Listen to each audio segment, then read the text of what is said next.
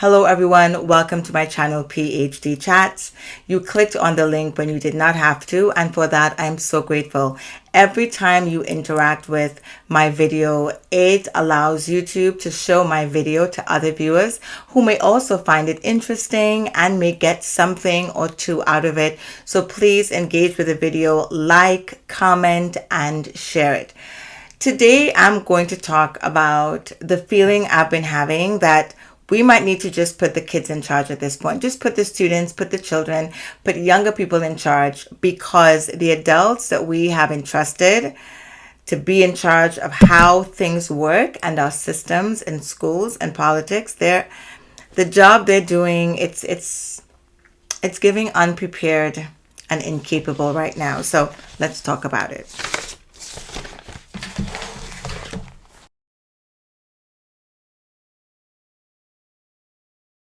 So before I go further, I want to give a shout out to all my fellow educators, from daycare providers all the way up to college professors. We are doing the Lord's work.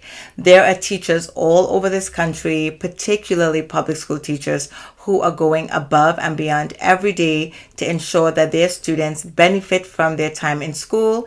They work overtime, they spend their own money. Sometimes they sacrifice time with their families to attend to duties to make their classroom time successful. So if there's a teacher in your life, send them a heart, a thumbs up. Tell them that you're grateful for what they're doing. Every single profession, every single person, every professional you interact with had a teacher at some point, and we're very hard workers. I'm not just tooting my own horn. I'm saying that across the country, I know teachers are working very, very hard. Now, as a teacher, and I know my fellow educators out there, put in the comments if I say anything that you're also doing in your classroom or you agree with my comments. Please let me know. So at the beginning of the year, you know that we have to take care of classroom culture, right? We want to set the tone for the way our classroom will run and function as the year transpires. And all the educators, there's different approaches. Some teachers have classroom rules. Some teachers have classroom commitments or contracts or constitutions. They actually want you to move away from saying rules and don't do this, don't talk. When someone is talking, don't be disruptive, don't be disrespectful, and lean towards more positive language. Be kind to your peers, allow the person to finish speaking before responding, and show respect for the property of others. Come to class ready to learn, activate your grit and resilience and all of those things. Now, so we're moving away from rules. We're going toward commitments and contracts and constitutions. And even further, it's to allow the students autonomy in creating those expectations. So instead of coming prepared with a list of things that you want kids to do and not do, a more inclusive approach is to have the students create those. And you'll be amazed the way the students will say exactly what needs to happen. They know, they've been in school for many years. They are aware of what the understanding or the expectations are. And so they do a fantastic job in the month of September or whenever your school year starts, if it's August, in setting expectations and holding themselves to a standard of behavior and academic effort. So we posted that in the year, and one practice that I had begun doing is after the students have created those classroom commitments, I usually let them know that in the same way that those parameters that we are agreeing on will set the stage for their conduct in the classroom, teachers also have boundaries and we have expectations. And I would like to hear from you, what are some things that you would love to see from myself and your other teachers throughout the year? And what are some things that you hope you never experience from your teachers throughout the year? It's very insightful for me as an educator to get into the mind of children. And it's also a great way to create ownership in your classroom for your students, so they recognize that the space that they exist belongs to them, and they have some say in how they experience their day in the classroom. And so over the years, I've done that with different groups, and I take like a giant post-it and I stick them on there, and I put do's and don'ts. I have one hanging over my desk. I'll take a picture of it and insert it right here in the video so you can see where it lives in my classroom. And I collect some of them, and I've kept quite a few of them from over the years. I always give the kids the post-its, and I tell them to draw a line down the middle and just put do's and don'ts, and or put a check and an X. And I found a whole stack of these, and I thought it would be really great to share them, because when we think about education now, we are competing with the screen time. Teachers who are standing in front of classrooms have to do backflips. We have to be animated. We have to come prepared. We have to make real world connections. We have to answer the why. It's very difficult for us at times to engage with students who are spending an inappropriate amount of time on their cell phones, and whose brains are just addicted to that constant stimulation and light and color. And it doesn't take any cognitive effort to watch a screen. I don't care if you're watching something educational or not. I have a feeling about all of those educational videos, and I will make another video about that. But I believe that the most authentic, lasting learning happens organically in your environment, right? So you don't need a little dancing puppy on your screen to say, hey, it's a circle, square, 1, 2, 3. You don't need that. You can, your cupboards are a rectangles, the windows are squares, the lights are circles. You can teach your children shapes and numbers and colors just from your interaction with them. And while the educational videos are useful, they're not harmful. Peyton looked at a ton of them. As a daycare director, I allowed students to interact on digital devices and listen to songs about colors and the world and the countries and all of that. But anything in excess is error. And I think that allowing your child to watch 6 hours of that because you think it's educational, nothing beats a conversation. Nothing beats you sitting in the face of a child and asking them questions and listening to their responses and having them lead a conversation. Nothing they will do on an iPad will trump that, the learning that's embedded in that experience, right? So I said I wasn't going to say anything, but that's my little electronic device note. So back to the do's and don'ts, because of what screen time affords a child, and because their brains are almost in a state of pseudo sleep, when they come into the classroom, which requires critical thinking and analysis and cognitive lift, they're not interested in doing that. It's as if you're sitting on the couch and someone says, come with me, run a marathon. You're like, what? Like, what are you talking about? No, I want to sit here. So really, to get kids to come into the classroom and really activate their brains, it's really difficult.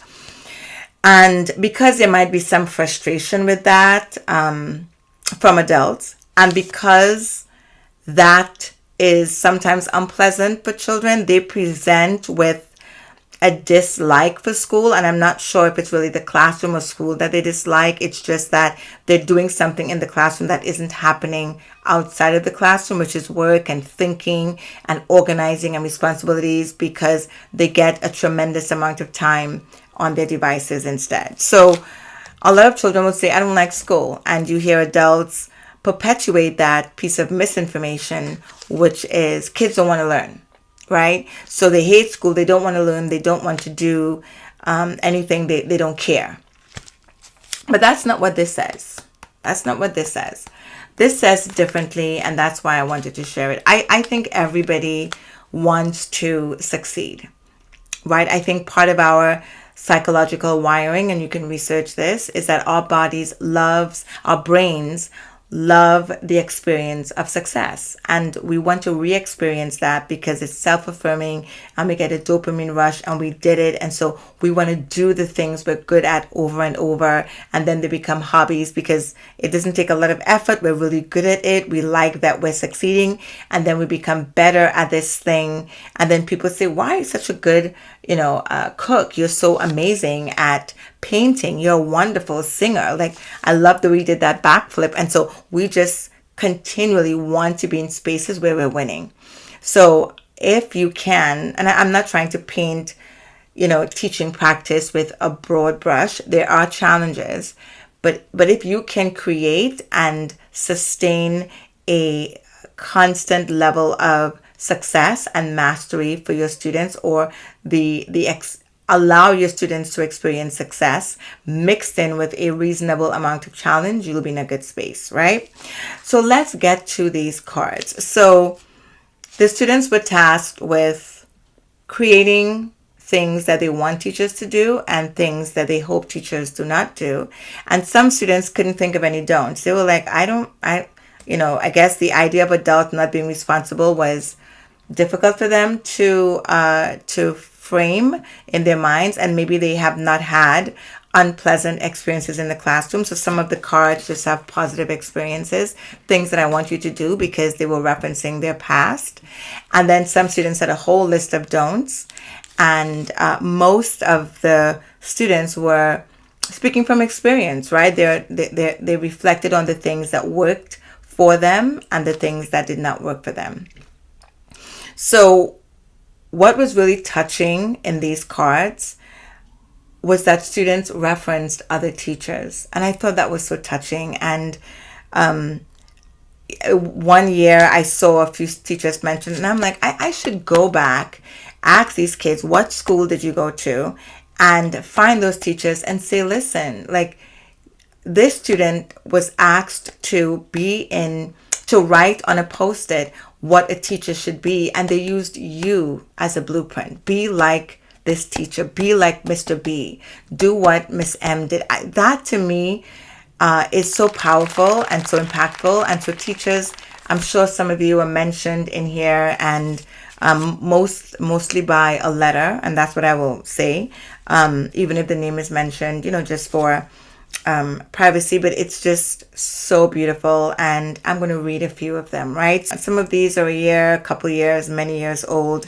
So I will read a couple things that students said that teachers should do, right? Because we might learn more from them, because the things that are happening in our classrooms and in the educational system really needs some intervention from our leaders on a city, state, country level.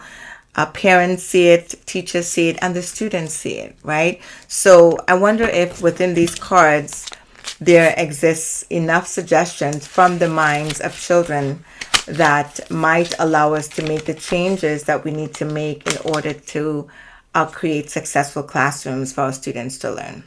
So let me jump in. Be like Miss L, and I'm paraphrasing, and Mr. P. I may need my glasses so I don't have to squint on camera. Be like Miss L and Mr. P. Mr. P and Miss L, they pushed me to get where I am today. Miss M told me to have fun with learning and not to stress. All right, so good job. Good job with that. I'll try to show as many pictures of these as I can. I think they're so important and so impactful. This student said, please tell us every day to never give up, and please treat all students equally. Right? So the kids are not saying, allow me to use my, well, let's see, let me not rush in. I've read them, most of them, but so long ago. But so far, it looks like kids want to learn, right? This doesn't sound like a child who doesn't want to learn, right? This is a child who's asking to be challenged and never give up, right? So I guess kids want to learn. This student says, please don't be unfair with grading, and do not yell at students. So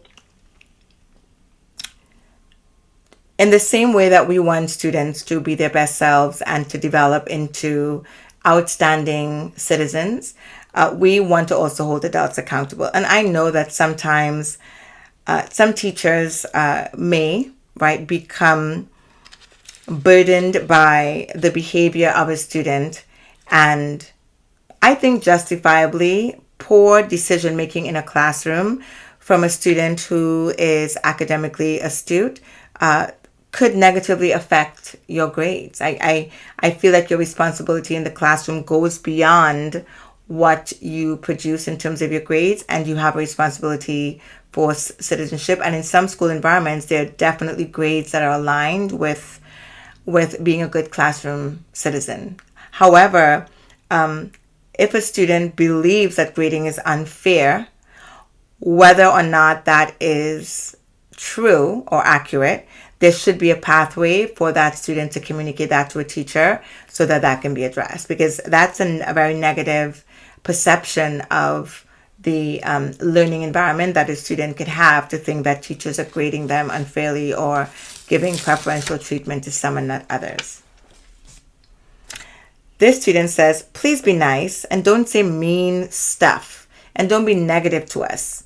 Always try your best to be an outstanding teacher. So one lesson I learned in retail is that when you enter a professional environment, you are not being paid or compensated to be yourself. You're being compensated to play a role, and you have a responsibility to fulfill that role regardless of what is happening in your personal life, right? That is part of your responsibility as an employee. And I'm from that old school. If you are unable to fulfill your responsibilities, which includes your attitude and disposition, then that is a legitimate reason not to be at work that day. Just like if you were sick or if you had twisted your ankle, you could not fulfill the responsibilities of a job that requires you to stand. If you are going through something that is so emotionally demanding that you believe it may impact how you interact with your students, then, and you cannot put that on hold until the end of the school day, then maybe you're not ready to be in school that day. But students should not be experiencing the emotions that teachers are expressing because of things that are happening to them outside of the classroom, right? It wouldn't be fair in any environment. And I think a huge responsibility of teachers is to make sure that you're able to present that face. I don't consider that to be inauthentic. I get asked by teachers all the time, you're always so happy, you're always so smiling, do you get upset? I mean, I'm a human being, so of course I do. And what you're seeing, I'm going to just try to shift my light a little bit. There's a light reflecting in my eye. Teachers need to consider managing how they balance those emotions, right? This one is negative. It says, saying that you are leaving for a while to come back and then never coming back.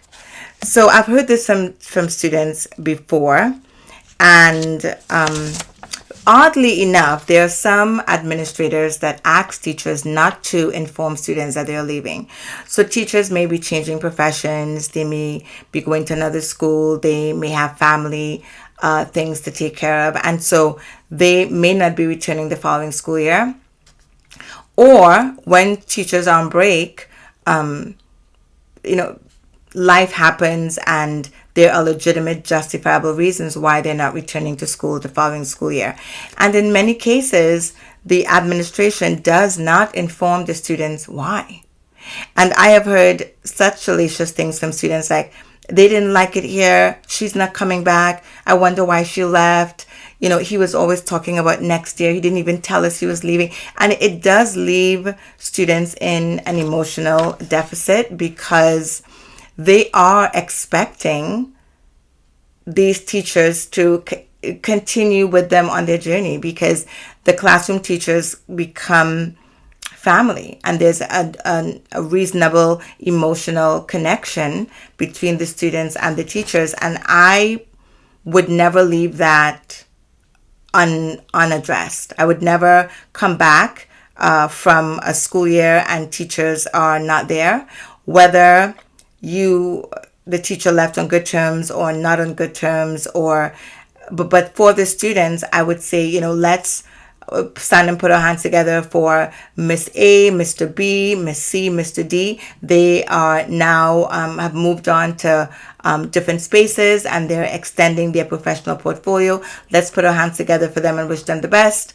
If you would like to write them a note, we have some cards in the main office, and let the kids have some kind of closure, right? Whether or not the teacher acted professionally or not in their resignation or their transfer, you owe that to the students, because this sounds like an unfinished, a teacher leaving and students not knowing that the student wasn't coming back, right? So this is another one. It says, teachers should always make class fun. Teachers should hear students when they speak. They also should pick on the students that raise their hands. And so this has many layers in here. So teachers should always make class fun. And I'm assuming that the student means the learning experience, right? Yes. We were reading an article the other day in Professional Development about a fellow educator who was doing some research about the student experience in the school. And so in order to do that research, she followed a student around the school for their day, in a different school than she worked. She just basically shadowed the student. And so she saw an instructional day from the lens of a student in different spaces, and her findings were very telling. And one of the things that she experienced was that there's a lot of sitting and listening happening, right? The students are sitting, listening, sitting to talking, sitting very immobile, very unengaged. And there's a huge drive to ensure that the classroom is filled with more student voice than teacher voice. And that really is a difficult mindset to shift, because when you think of a classroom, if you look at the classroom in a movie, or, if the classroom is depicted at any point in time, 99% of the time, they're going to depict an adult standing in front of the class, right, with a backboard or a smart board behind them. Students are sitting, looking at this adult. And so that is the structure, the dynamic that's expected in the classroom. And what the classroom really should look like is that students should be facing each other, and that the learning should be centered around questioning and curiosity and critical thinking and inquiry and challenges and hands-on work and project and group collaboration. But that is not how learning was initially designed. And so even in 2026, teachers have to be very intentional about not structuring their classroom where they are the center of the learning. And if they step outside of the class, the entire lesson stops, right? So if students are sitting throughout the lesson, and I'm sure I've facilitated lessons where there was not enough movement, if any. Not every lesson lends itself to that. However, most of the lessons should, and students get very disengaged and very bored when the lesson structure is copy and paste and repetitive and redundant, right? So yes, you are right. They should hear students when they speak.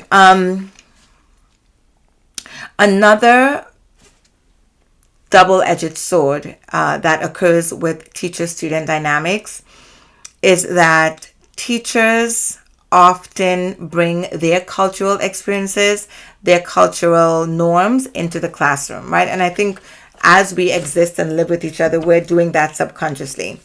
And in some cultures, there are very clearly defined parameters around how adults and children interact with each other. There's a hierarchy there, right? There's not equality.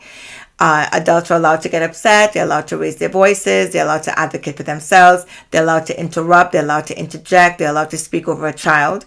And that is a norm. And that is taken as a privilege of adulthood. And children are not afforded that same level of self-advocacy. Now, that is not going to work in the classroom because in the classroom, students need ownership. I'm not saying to abandon respect, but students need ownership and autonomy and strong voice in the classroom because that's why we're there. We're not there to teach the lesson the way we want. We're there to make this learning palatable for the students. So we have to adjust it to their style, their preferences, to learning that will be interesting for them. But change is very difficult, right? Especially if as a teacher, you had a model and a template for teaching that worked in the past and was successful. It's going to be very difficult to abandon that because it worked before. Even though you're in a different school, different class, different age group, you just anchor yourself to that thing that you know worked. And if you're that inflexible, then it's going to be very difficult to let that go. So in many cases, teachers are less interested in student voice and more interested in students being aligned with what they know and what they're told, right? So here we have a student saying, please hear us when we speak. And in terms of the raising their hands, oh my God, this is the ultimate classroom conflict as a teacher, right? So picking on students who raise their hands. So in every single classroom, there's going to be variation in student ability and student participation. And so some students are going to be demonstrate more higher skill level in terms of writing and producing a product. And some students are going to demonstrate a higher skill level in terms of their engagement and participation in the lesson. So as a teacher, you want to fix that imbalance, right? So I am teaching a math lesson and I ask a question, how much is 10 divided by 2? And I already know the students who will quickly know that answer and raise their hands and will say all the different ways that you can break 10 into 2. You can draw 10 circles. You could use, the division algorithm, and they will have all of that language. And there will be students who will spectate and sit and watch. Not that they don't have something to share, but they're choosing not to. And so there are different schools of thought. And as an educator, you tell me. So if you have the same students that will raise their hand all the time, teachers are often asked to do cold calls, which is that you're going to call on a student, or call on different students so that you don't hear the same voices. And so that sometimes mean that will mean that there will be a student whose hand is raised and they're not called. And students are often frustrated. They're like, my hand is raised. Why are you calling? Because sometimes the student who is called upon does not want to answer. So then we're waiting and we're prompting and we're giving them, scaffolds to allow them to share their thinking. And you have to really build that culture in the class, and it takes weeks, sometimes months, years. So yes, sometimes the same kid will raise their hand every time. And so yes, you want to allow them to speak, but then you say we want to hear, a new voice. You allow them to maybe call in the next student. You say, listen, when this student shares, you're going to be the one to respond to them. So you still give them the opportunity to verbalize their thinking. But yes, students with their hands raised are sometimes bypassed in the name of balancing student participation. So tell me, what do you think about that? Ooh, don't hit the student. So I entered primary school in Trinidad in 1982, I believe, 81 or 82. And that was a long time ago. Do not do the math to try to calculate my age. At that time, in the Caribbean, students were punished with rulers for behavior, for unacceptable academic outcomes. The system was not a regulated system. These adults were often parents themselves, and so they were expected to use the same judgment they would with their own children and be reasonable. But there wasn't like a system, okay, if a child gets less than 80 on an assessment, then they get, 3 paddles with a ruler. If they talk out of turn, they get 1 paddle. There was no system, and some teachers were notoriously more prone to punish children with rulers than others. So there was not equity. Boys were often punished more frequently than girls. And I remember getting hit on my hand and my palms stinging me, burning for like an hour after. Like I was writing, my hand was shaking. But at the time, that was normed. And then a few years after I left, maybe in the early 2000s, I could be incorrect, that was removed from the school. So I'm not sure why this student is saying don't hit the student. I have not known that to be a norm in public schools in the US. I know that private schools, particularly Christian schools, still employed that practice up to maybe 15 years ago. I had some friends who were sending their children to a private school, and in the handbook, in the family handbook, it stated exactly the parameters. So corporal punishment was still being used. It was an elementary school. And don't say bad words to the student. So there is a debate that I was listening to on a live on Instagram about when the grace about language and profanity expires for students, using that language toward teachers. And while that has not been something I've experienced, as much as students have been upset with me and in disagreement with the expectations I've set for them or the consequences, I have not had a student use profanity toward me, in my presence, of course.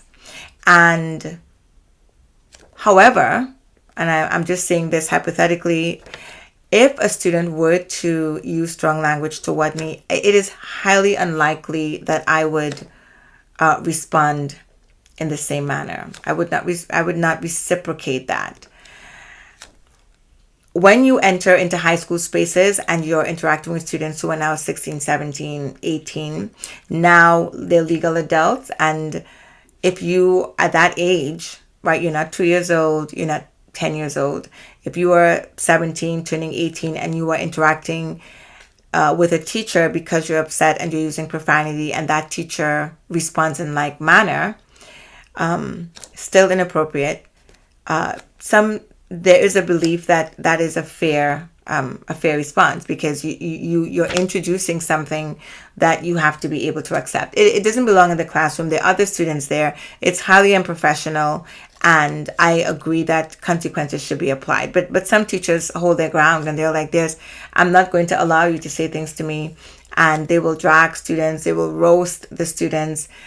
They are like, don't come for me unless I come for you. And students respect that, but that isn't my, teaching style. But what do you think? I won't give any examples, but some teachers have, met fire with fire. And so they don't say bad words to student. If a teacher is doing that unprovoked, that adds another layer of egregiousness to the situation. You should never. I would never allow a student to suck me into a conflict. I do not go back and forth with students. We are not peers. We are partners in your learning, but we are not peers. And the minute that I have to go back and forth with you, it means that some understanding is not happening. We're not coming to an agreement. And so that conversation will be taken out of the class, maybe passed on to another school-based employee, so that I want you to have an understanding that I'm here to help you and never to hurt you, and I want you to see me as a support. And so if that isn't happening, then we can do that outside. But if I give an expectation in the class, the understanding is that you will fulfill that and you will ask questions later. And if you feel that there was something unfair, then you involve an adult, and a parent or guardian and I will discuss what my intentions were, and then they will share their perspectives, and we will come to an agreement. But we will not be going back and forth in the class. So no, teachers shouldn't be saying bad words to student. And I don't think a student who has never heard a teacher do that would say this. So tell me what your thoughts are about how teachers respond to that. Also, how schools respond to students, right? There is a spectrum of consequences for profanity, right? Schools treat it as emotional abuse, hostile work environments for teachers, and some principals have zero tolerance. Parents are called, removals, and some administrative personnel are more redemptive, and they want students to correct the behavior, and they want to give them a chance to re-enter the classroom and show behavior that is improved. And that could feel like the student is skirting consequences. So what do you guys think? A student becomes upset and uses strong language toward a teacher. How should that be addressed? This student says, please don't yell at the students. Do not hate on a student. So again, emotional regulation for teachers. It is not easy. We are human, and students can be, while they can be extremely exceptional humans with great potential and make your job very rewarding and motivational, they can also be deeply manipulative and provocative in their behaviors and the things that they do. And so you have to be prepared for that as a teacher, and you have to have a deep level of emotional maturity and preparation for those encounters so that you are not sucked in. I have learned not to ever be offended by a student. Students have said everything to me about the way I talk, the way I pronounce words, my wig, my clothing, everything. And that's okay. And that is your opinion, and you're entitled to it. And thanks for sharing. Maybe after class, you can tell me, a hairstyle that you think might look better on me, or, what do you think would have gone better with the jeans? I'd love to hear. My daughter gives me fashion advice. I would love to hear your thinking. I have just become better at disarming students and changing what, if your intent is to hurt me, then, or to, just destabilize, because children, they do a lot, right? But I know what my purpose is, and so you do not have that power. You're a child, you're on your journey to greatness, so I would never allow a student to, I have not yet allowed a student to really throw me, but yeah, I use my teacher voice, and I definitely get firm. So the no yelling and the don't hate on students, it is we're interacting with 20 to 30 humans and 20 to 30 personalities and budding adults in a classroom, and they bring with them their positive learning from home and also their issues that they're working on. So the expectation is that as teachers, we have to be emotionally ready for that. It says, teachers should never hold me accountable for other students' actions. This is tricky. It's tricky because there are many different approaches to how poor behavior and how exceptional behavior is dealt with in the classroom. And this is how I explain it to my students. If there is an assessment being given, right, and some ELA strategies, English language arts strategies have been taught, and we've practiced, and we've spoken, and we've had conversations in class, and we're ready to demonstrate our learning, our understanding, and show what we know. And we put some healthy competition between classes. And so, class, 101 is against class 102, etc. And our class wins the competition. Our overall class score is, 95, so we get a pizza party. Everyone is going to get pizza in the classroom. Even the students who did not study, who did not do their best, who didn't even pass the test, they will still benefit from the pizza party because they are part of a group of people, and so we are going to rise together. And in the same way, when as a community, some of our community members are not being their best selves, then we fall together. So sometimes students may retaliate about a classroom detention when the majority of students were off task. We will remain in class at lunch. We will eat, and we will look at a video about self-control.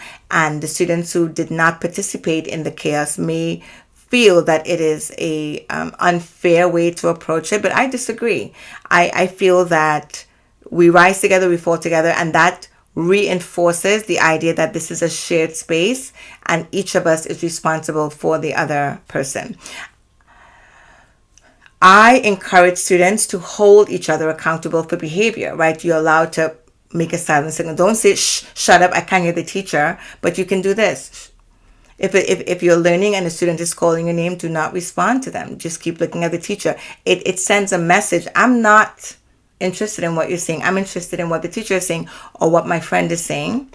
And when you guys are in passing, tell your friend, like, you shouldn't talk to a teacher. Like, I didn't like what you said. Like, if you tease kids like that, it could hurt someone's feelings. Be, what they called in the spectrum of bullying, an upstander.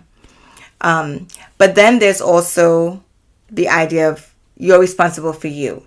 You're responsible for you. I use that statement when a student is pointing out behavior they observe in someone else without addressing the things that they are working on, or they say, well, they're doing it too. Well, I'm speaking to you. You're responsible for you. So take care of yourself.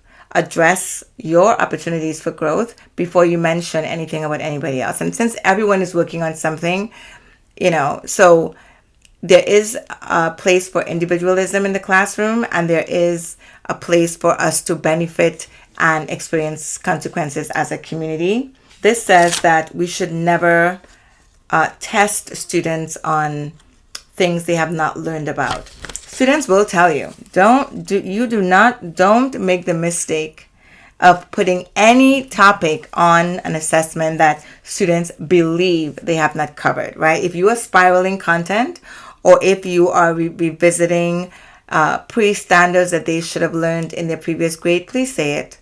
Because they have a digital memory bank of every lesson you've taught, and they will say, what? You've never told me what that was. I've never heard that word.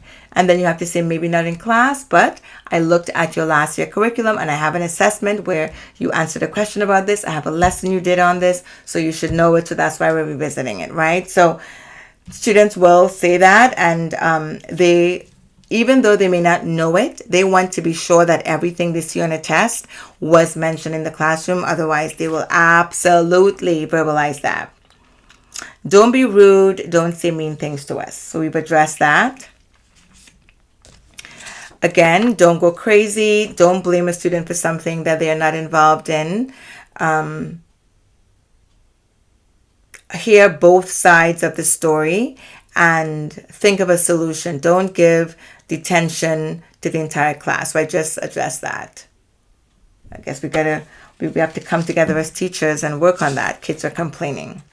Help the students, love students. Oh my goodness. Help us learn. And I love that on a lot of these cards, there is comments that dispel the idea that kids don't want to learn, right? Because they're clearly saying things that are related to learning. Do not scream at us. Oh boy. Hey, teachers. Looks like we're being held accountable for our emotional regulation in the class. Now, let me talk about teacher voice. So there is a buildup. Again, many theories about discipline in the classroom, many philosophies around how correction is given, if it should be given whole group as to not isolate a student, if it should be given individually, quietly in the student's ear, if students are to be removed from the classroom, and what is the steps, right, the levels for that. So in most cases, teachers will address the behavior, just reinforce an expectation, right? The understanding is that we are using our notes to take the test, but we're not using the textbook, right? And then a student takes out their notebook and the textbook, and the teacher will go to them and say, I just said to the class, you have to put the textbook away. You're allowed to use your notes. And then when you turn around, the student takes out their textbook again. Then you say, can you come with me? I said it to the whole group. We spoke about it privately. If you continue to use the textbook, then, you'll forfeit your test results. And so, it kind of escalates.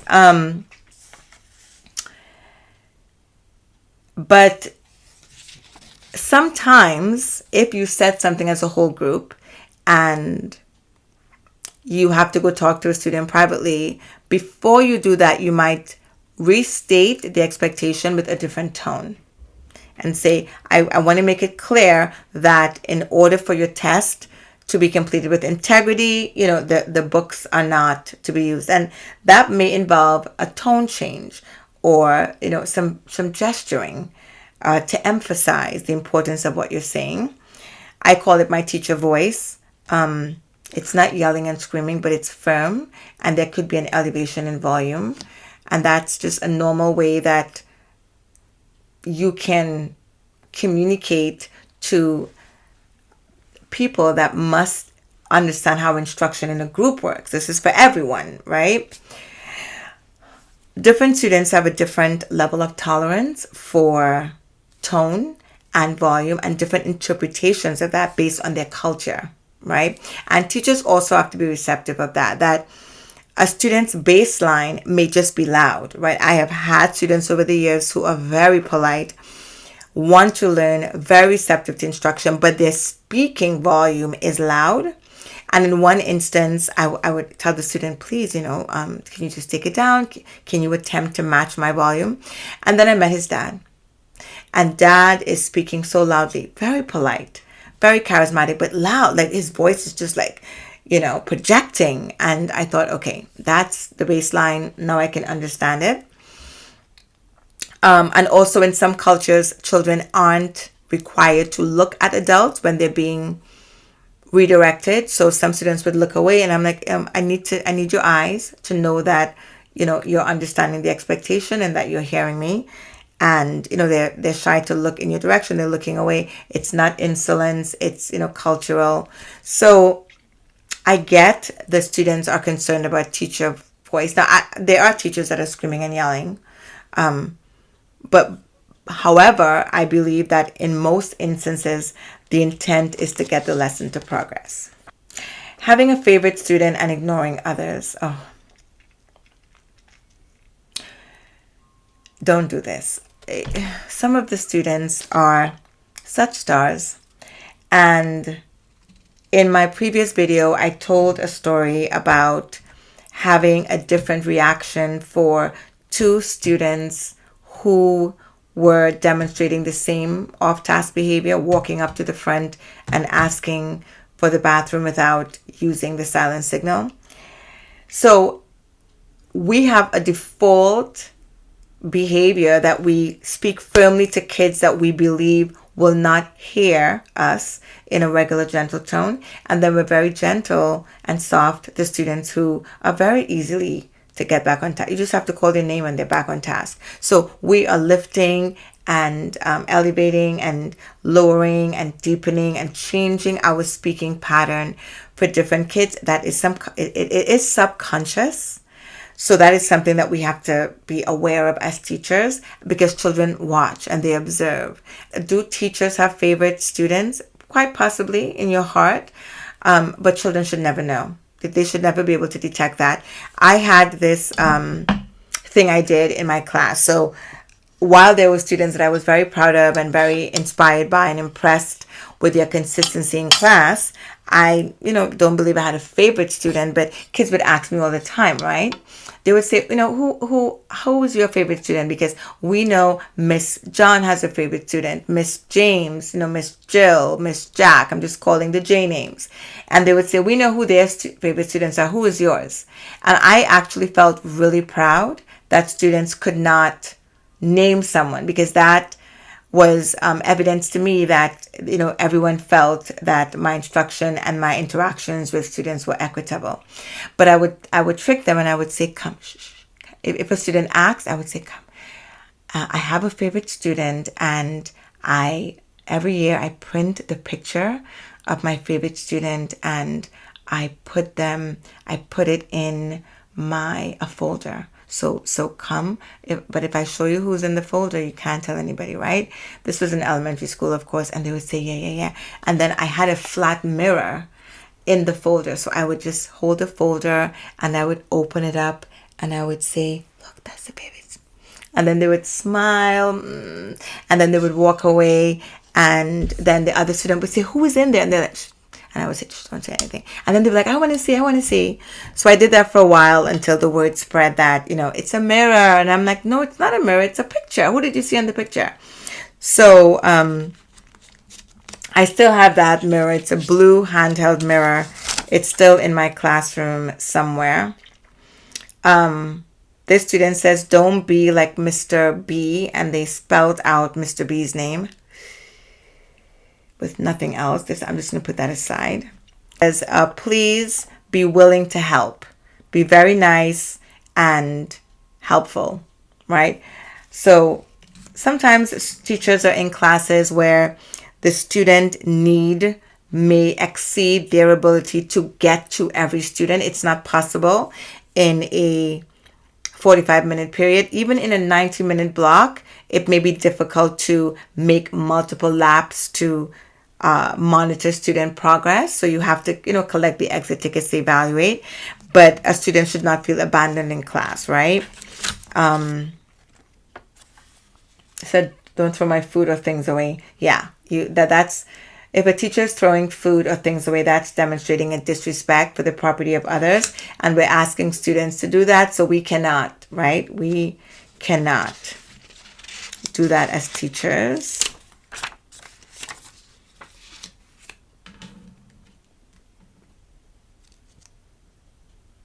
The student said, please don't put me in the spotlight. It makes me very uncomfortable. Please don't call me out and be very loud, and don't have too much energy first thing in the morning at like 8:30. Like just take it easy. The student is presenting with maybe a little bit of anxiety. Just don't stress me out in class. Just right. And that will go to teachers, teachers being able to read the room, right? Ooh, don't make students cry or tell them you're going to fail in life. And adults make mistakes. I'm never going to justify verbally abusing, or it may not rise to the level of verbal abuse, but it may be unkind, using unkind words to children. But I do have a lot of empathy as a teacher, as a parent, and just as a flawed human being who wants to grow. I do have empathy for adults who are in spaces where they are responsible for multiple students at a time and start to lose control. But telling a child that they're going to fail, that kind of rises to it's literally the antithesis of what you should be telling a child in the class. Like, you are amazing, you can do anything, you're going places. Like,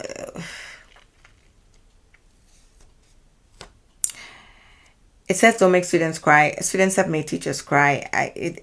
I'm not judging, but you shouldn't say that to a kid.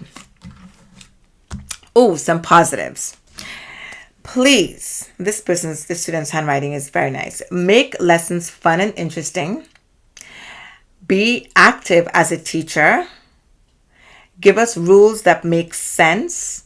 Be very, very is in uppercase VERY. Be very helpful. Give us fun activities. Give us free time.